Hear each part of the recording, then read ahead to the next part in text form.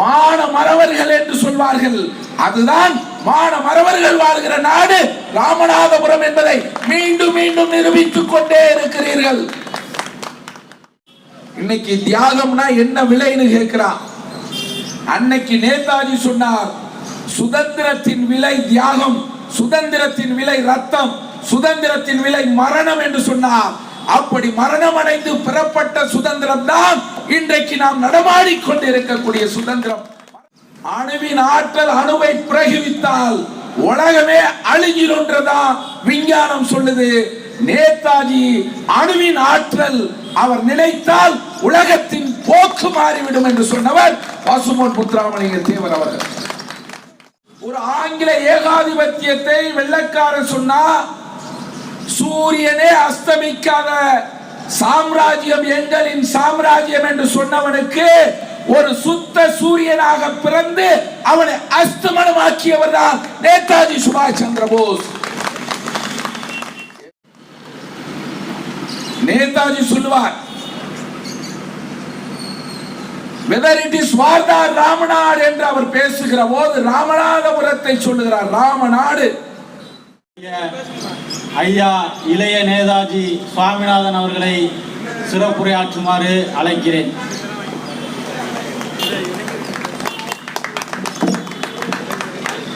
ஜாஹித். எல்லாருமே சத்தமா சொல்லலாம். ஜாஹித், ஜாஹித், ஜாஹித். வாழ்க வாழ்க வாழ்கவே நேதாஜி வாழ்கவே. வெல்லட்டும் வெல்லட்டும் நேதாஜியின் பாதை வெல்லட்டும்.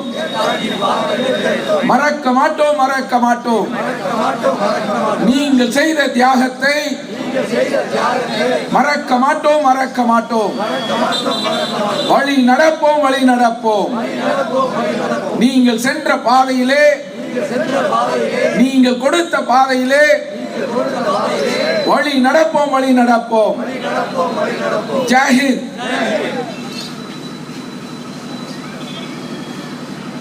பேசுறதுக்கு முன்னாடி பொதுமக்களுக்கு இனிப்பு கொடுக்கறதுக்காக 2 தம்பிகிட்ட சொன்னேன், அப்படி நில்லுங்க, ஓரமா நில்லுங்க.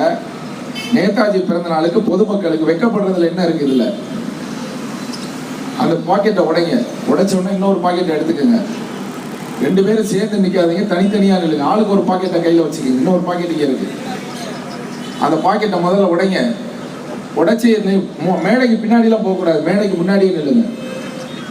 வரிசையா நடந்து போறவங்க, வண்டியில போறவங்களுக்கு அந்த இனிப்பு கொடுங்க. மகிழ்ச்சி நிகழ்ச்சியை தொடங்கலாம் நினைக்கிறேன். மாவீரன் நேதாஜி சுபாஷ் சந்திர போஸ் அவர்களுடைய பிறந்த நாளை ராமநாதபுரம் மண்ணில் வெகு சிறப்பாக இன்றைக்கு கொண்டாடி கொண்டிருக்கிறோம். நேதாஜியினுடைய 80 ஆண்டுகள், இன்றைக்கு 125 ஆண்டுகள் நேதாஜியினுடைய பிறந்த நாள்.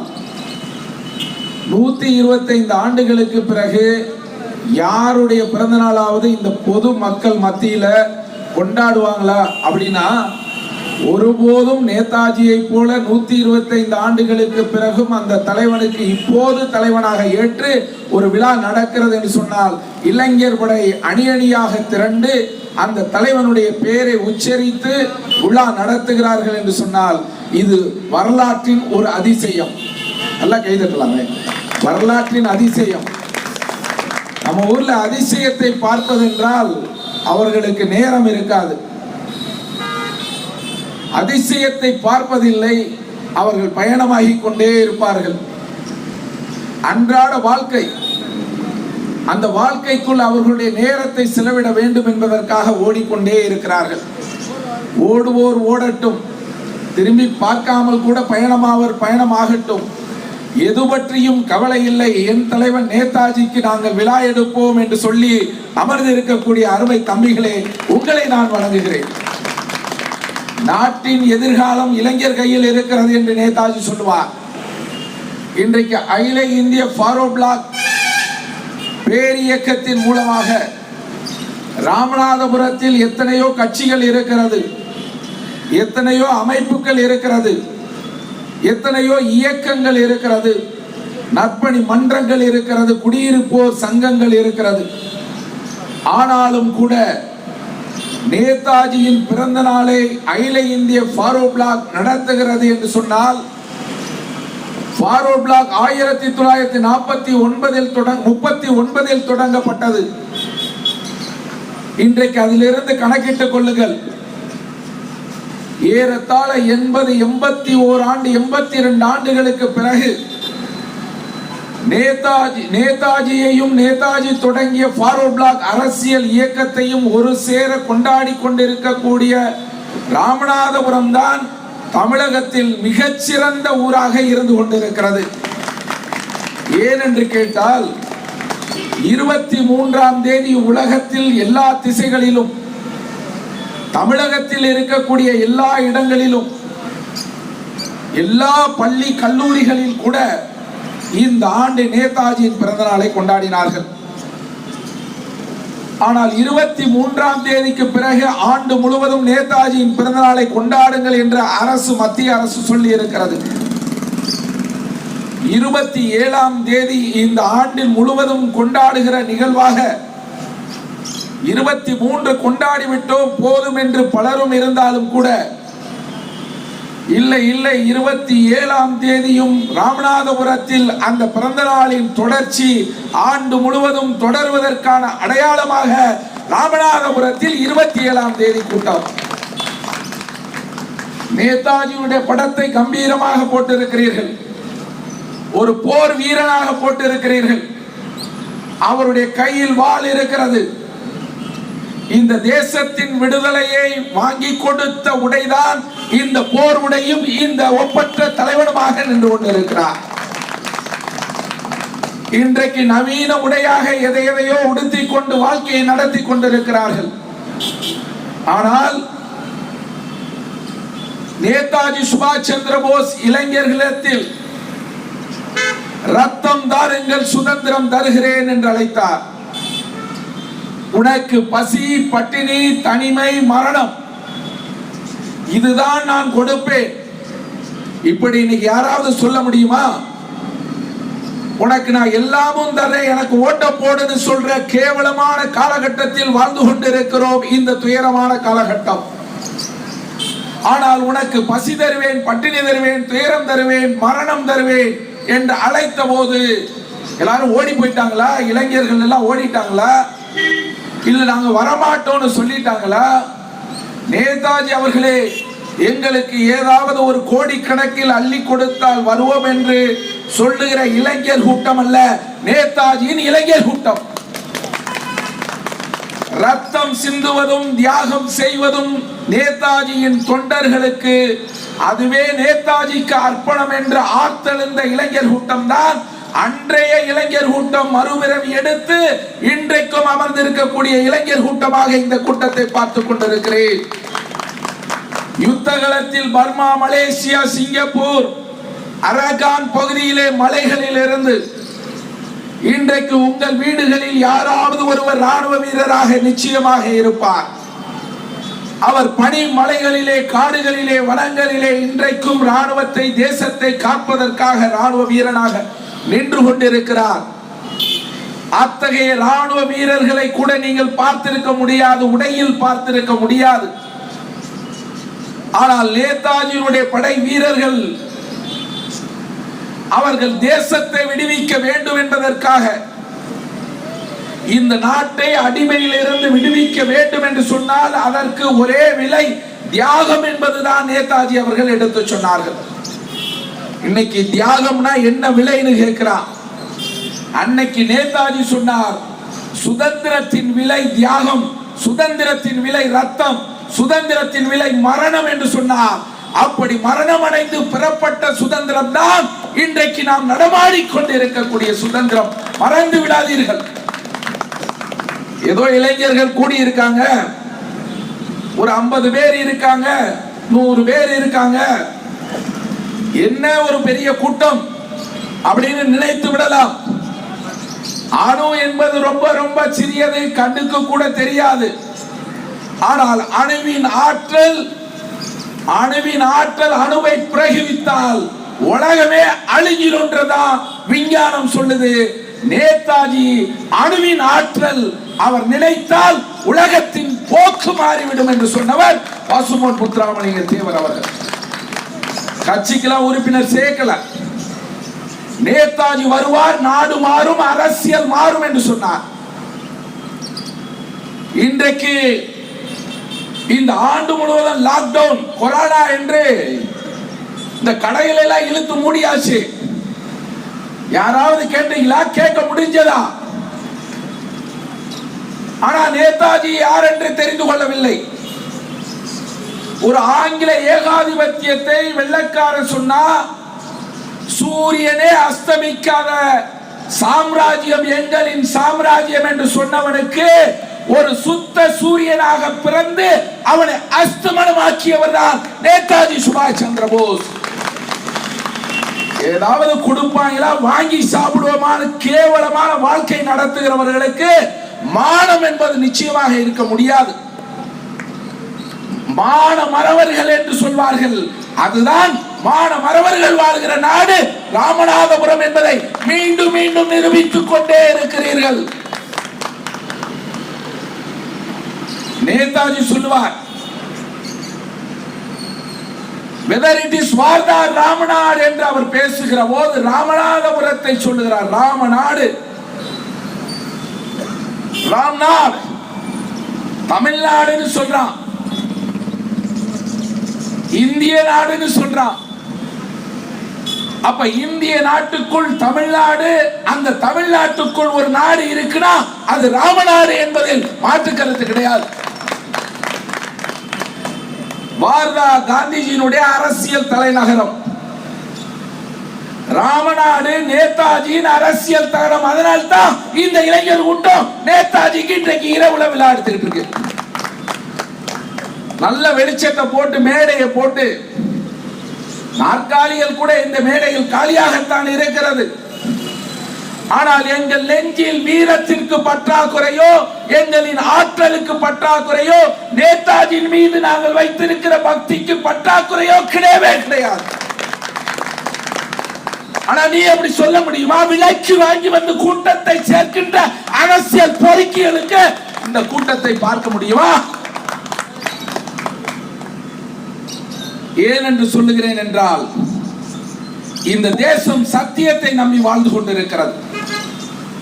சத்தியமேவ ஜெயதே, வாய்மையே வெல்லும் என்று சொல்லி இருக்கிறான். அதுதான் நம்முடைய அரசினுடைய தலையெழுத்து, முன்னெழுத்து, முத்திரை. பொய்மையே வாழும் என்று நீங்கள் ஆட்சி நடத்தி கொண்டிருக்கிறீர்கள். இல்லை இல்லை, வாய்மையே வெல்லும் என்று நேதாஜிக்கு விழா நடத்தி கொண்டிருக்கிறது ஃபார்வர்ட் பிளாக். தமிழ்நாட்டினுடைய அரசு முத்திரையை யார் கடைபிடிக்கிறா? உண்மையில் நேதாஜியின் தொண்டர்களும் ஃபார்வர்ட் பிளாக் தான் இந்த வாய்மையை வெல்லும் என்ற தத்துவத்தை சொல்லி கடைபிடித்துக் கொண்டிருக்கிறோம். உண்மையை சொல்லி நன்மையை செய்தால் உலகம் உன்னிடம் மயங்கும். உண்மையை சொல்லி நன்மையை செய்வதற்குத்தான் இந்த கூட்டம். அப்படிப்பட்ட ஒரு நல்ல கூட்டத்தில் தாய்மார்கள் எல்லாம் அணிவழியா போயிட்டு இருக்கீங்க. நல்லா இருக்கணும். தாயை வணங்குகிற பராசக்தியின் வடிவம் என்று சொன்னவர் பசும்பொன் தேவர் அவர்கள். தாய்மார்கள் எல்லாம் பராசக்தியின் வடிவம். காமத்தை விதைத்து இளைஞர் கூட்டத்தை கலைத்து இளைஞர்களை கூட்டம் சேர்க்க வேண்டும் என்று சொன்னால், ரெண்டு அறப்பாவடையோட ரெண்டு பேர் ஆட விட்டு கூட்டம் சேர்க்கிற கூட்டம் இது இல்லை. இது மானமுள்ள கூட்டம், பராசக்தியாக பெண்ணை பார்க்கிற கூட்டம். எவ்வளவு வேணுமாலும் ஆடையை குறைச்சுக்குவாங்க. கேவலமான வாழ்க்கை முறை. ஆனால் நேதாஜியினுடைய அந்த பேராற்றல் மிக்க பெண்கள் வீரமிக்கவர்கள். பெண்களால் போராட முடியும். இன்றைக்கு பெண் காவல்துறை அம்மா உட்கார்ந்து நிற்கிறாங்க. அந்த ராணுவ உடையை போல காக்கி உடை உடுத்தி இருக்கிறாங்க. உலகத்தில் எந்த நாடும் எந்த ராணுவமும் பெண்களுக்கு போர் உடை கொடுக்கவில்லை. பெண்கள்லாம் டீச்சரா இருங்க, பிள்ளைய பெறுங்க, தாலாட்டு பாடுங்க, அவ்வளவுதான். அதை விட கூடுதலா நர்ஸா இருங்க, செவிலியரா மருத்துவ சேவை செய்யுங்க. ஆனால் நேதாஜி தான் தமிழர் மரபு, புலியை முரத்தால் விரட்டினால் மான மரத்தி என்று தமிழகத்தில் தான், தமிழர் வாழ்வில் தான், புறநானூற்றில் தான் பதிவு இருக்கிறது. நேதாஜி பார்க்கிறார், ஆண்களால் எதை செய்ய முடியுமோ அதை பெண்களால் செய்ய முடியும் என்று சொல்லி, அப்போது எல்லாம் சொல்றாங்க, தலைவரே இது யுத்த காலம், நேருக்கு நேரா வெள்ளையனை சந்திக்கணும், பெண்களை களத்துல இறக்கி விடலாமா, மாட்டிக்கிடுவாங்களே, என்ன செய்யறதுன்னு கேட்கிறார். அப்பதான் சொல்றாரு, ஆண்களால் எதை செய்ய முடிகிறதோ அதை பெண்களால் செய்ய முடியும் என்று சொல்லி புடவை உடுத்தியவர்களுக்கு போர் உடை கொடுத்தார், துடுப்பு பிடித்தவர்கள் கையில் துப்பாக்கி கொடுத்தார். அவர்தான் நேதாஜி சுபாஷ் சந்திர போஸ். இன்னைக்கு பெண்களுக்கு சம உரிமை, 50% உரிமை, பெண்களுக்கு முன்னுரிமை, பெண்களை போற்றுவோம், பெண்கள் தினம் எல்லாம் கொண்டாடுறீங்க. அத்தனை விழாக்களுக்கும் தலைமகன் யார் என்று கேட்டால் அவர்தான் நேதாஜி சுபாஷ் சந்திர போஸ். யாரும் படிக்கிறது இல்ல, வரலாறு தெரிகிறது இல்ல, நன்றி உணர்ச்சியும் கிடையாது, மான உணர்ச்சியும் கிடையாது. தமிழா ஏண்டா இவ்வளவு கேவலமாக போனாய்? உலகத்திற்கு வழிகாட்டக்கூடிய ஆற்றல் இந்த மானுட பிறவிகளிலே ஒரு இனத்துக்கு இருக்கிறது என்று சொன்னால் அந்த இனம்தான் தமிழகமாக இருக்கிறது என்று சொன்னவர் நேதாஜி சுபாஷ் சந்திர போஸ். அவருடைய படையில தமிழர்கள் பெருவாரியா போய் சேர்ந்தாங்க. அப்படி சேர்ந்து நாட்டுடைய விடுதலைக்காக முன்னே போய்கொண்டே இருந்தார். முன்னேறு முன்னேறு முன்னேறு, இதான் வார்த்தை. லட்சியத்தை அடைவோம், இல்லை என்றால் லட்சிய பாதையில் மரணம். யாராவது சொல்ல முடியுமா? இன்னைக்கு வீரம் இல்லாம போயிருச்சு. இன்னைக்கு எவனும் ஒழுங்கா இல்ல, நல்லவனா இல்ல, நம்பிக்கை எல்லாம் நாட்டுல இல்ல அப்படின்னு கத்துறீங்க, கதறீங்க, எவனையுமே நம்ப முடியலன்றீங்க. இப்படி நம்பிக்கையற்ற சமுதாயத்தை ஏன் உருவாக்குனீங்க? இப்படி ஒரு ஒற்றுமை, விசுவாசம், தியாகம் யாரு படிச்சுட்டு போறீங்க? யாரு பார்த்துட்டு போறீங்க? நேதாஜியை பார்த்தால் புண்ணியம், அவர் சொன்னதை படித்தால் புண்ணியம் என்பதற்காகத்தான் ராமநாதபுரத்தில் இந்த விழா. எங்களே விழா நடத்திக்கணும்னா ஏதாவது 10 பேரை கூட்டி ஒரு வீட்டில் கூட நிகழ்ச்சி நடத்திட்டு போயிடலாம்.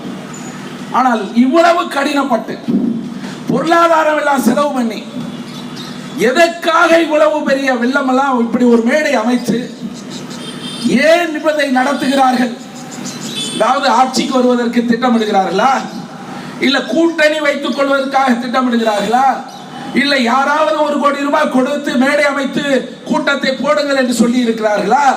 இல்லை ஒருவேளை நாங்களே வந்து கடைக்காக எங்களுக்கு ஏதாவது நன்கொடை கொண்டு கொடுங்கள் என்று கையேந்தி நின்றால் கொடுத்து விடுகிற ஜனங்கள் கூட்டமா இன்றைக்கு இருக்கிறது? இல்லை இல்லை, உங்களை மிரட்டி பறிக்கிற கூட்டத்தின் அடிமைகளை போடுகிற இந்த வாழுகிற கூட்டம் தான் இருக்கிறது. அப்படி இருக்கக்கூடாது. மனிதன் என்று சொன்னால் அவன் மனம் மட்டுமல்ல மானமுடையவனாகவும் வாழ்ந்தால்தான் மனிதன் என்பதின் அடையாளம். அப்படிப்பட்ட அடையாளத்தை மறந்து கொண்டிருக்கிறோம். தமிழன் என்ற ஒரு இனம் உண்டு, அதற்கு ஒரு தனித்த குணம் உண்டு என்று பாடியிருக்கிறார்கள். கல் தோன்றா மண் தோன்றா காலத்து மூத்த குடி தமிழ் குடி என்று சொல்லி இருக்கிறார். தமிழன் விருந்தோம்பரில் சிறந்திருந்திருக்கிறான். தமிழன் தத்துவ பார்வையில் ஞானத்தில் ஞானிகளின் பட்டினத்தார் போல எத்தனையோ ஞானிகளை கொடுத்திருக்கிறான். திருக்குறளில் அவன் படைத்தது எதுவும் இல்லை என்று இருக்கிறது. யாவும் ஊரே யாவரும் கேளீர் என்று சொன்னான். அதைத்தான் உலகத்தின் தலைமையிடத்தில் எழுதி வைத்திருக்கிறான். வணக்கம் என்ற வார்த்தையை பதிவிருக்கிறான். ஏன் 2 கைகளை குவித்து வணக்கம்? ஒவ்வொரு நாடும் ஒவ்வொரு முறையில் வணக்கத்தை சொல்லுகிறது. சல்யூட் அடித்து வணக்கம், அதை போலவே அப்படியே குனிந்து ஒரு பக்கம் வணக்கம். ஆனால் தமிழன் மட்டும்தான் வணக்கம் என்று சொன்னால் 2 பக்கமும் இணைத்து ஒரு மனிதனின் 2 பாகம், அந்த 2 பாகத்தையும் இணைத்து வலதுபுறம் 2 புறம் 2யும் இடதும் வலதுமாக இருக்கிற பிரிந்திருக்கக்கூடிய மனித உடல் கூரை ஒன்றுபடுத்தி இதயத்தால் உன்னை வணங்குகிறேன் என்று சொல்லுவதுதான் அந்த இரண்டு பக்கமும் இணைக்கிறது. இதயம் ஒன்றுதான், ஆனால் உடல் கூறு வலது இடது என்று பிரிந்து கிடக்கிறது.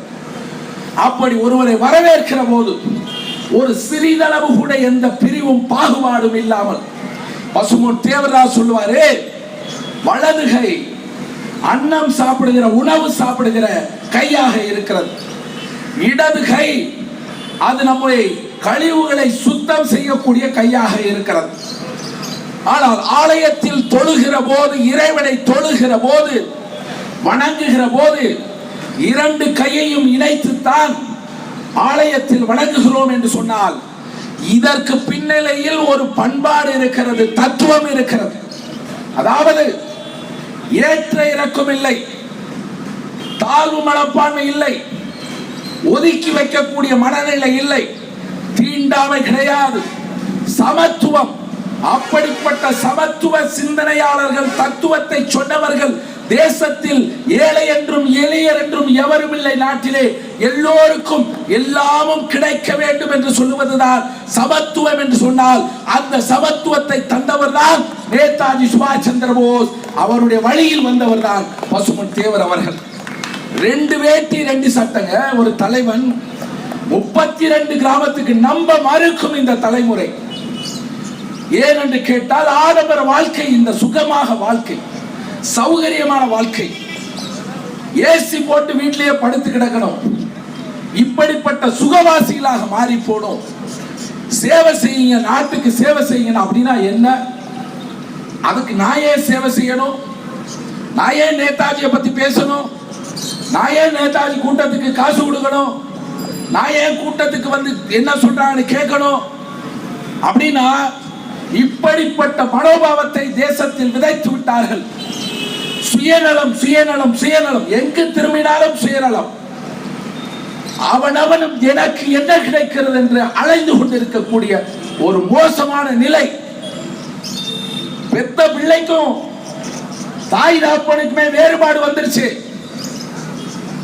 இன்றைய தலைமுறை தாய் தந்தை சொல்லுவதை கூட கேட்க தயாராக இல்லை.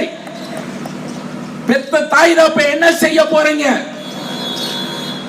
கட்சி நடத்துகிறவர்கள் எத்தனையோ கட்சி நடத்துகிறார்கள்.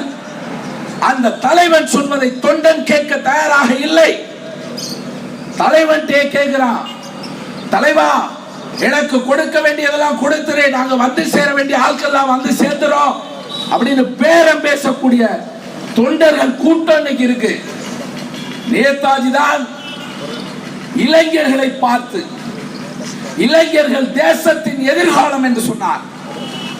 இந்த இரவிலே எதற்காக இப்படி வேர்க்க வேர்க்க குரல் கொடுத்து பேசுகிறோம் என்று சொன்னால், யாருக்கும் இல்லாத அக்கறை உனக்கு என்ன அப்படின்னு எத்தனையோ பேர் கேட்கலாம். இல்ல யாருக்குமே அக்கறை இல்லை. எப்படி போறாய பாத்தியா? அவவே வேலை, அவவே சௌரியா, அவவே சுயநலம், அவவே வருமானம், இதெல்லாம் விட்டுட்டு நீ எதுக்கு கூட்டத்தை போட்டு நேதாஜி சொல்ற? நேதாஜி தேசத்தின் விடுதலை வாங்கி கொடுத்தார். நேதாஜி இந்த நாட்டுக்கு தன்னை அர்ப்பணித்தார். நேதாஜி விடுதலையின் தந்தையாக இருக்கிறார். குரல் கொடுத்துக் கொண்டிருக்கிறோம். அப்பன் பேர் தெரியாதவர்களுக்கு தேசபக்தி ஒருபோதும் வராது. இது தேசம், தந்தைய நாடு என்கிற போதிலே ஒரு சக்தி பிறக்குது மூச்சினிலே என்று சொன்னார் பாரதி. இது பாரதி நகர். சும்மா வச்சுட்டோமா பாரதி நகர்? ஏதாவது ஒரு காளி நகர், காவாலி நகர்னு வச்சிருக்கலாம்ல. பாரதி நகர் ஏன் வச்சிருக்கோம்? மகாகவி பாட்டின் மூலமாக, கவிதையின் மூலமாக அவன் தன் குடும்பம் தன்னையே நினைக்காமல் அவன் காக்கை குருவி எங்கள் ஜாதி என்று பாடினான். அப்படிப்பட்ட பாரதி ஒரு சித்தனாக பிறந்து அக்கினி குஞ்சொன்று கண்டேன் அங்கே பொந்தினை வைத்தேன் என்று சொன்னார். நெருப்பு பரவட்டும், தீ பரவட்டும், விடுதலை பரவட்டும், தேசம் விடுவிக்கப்பட வேண்டும், பராசக்தியே எனக்கு சக்தி கொடு என்று கேட்டான். பராசக்தி இடத்தில் சக்தியை வாங்கி இந்த தாய் பூமிக்கு சக்தி கொடுத்தவன் தான்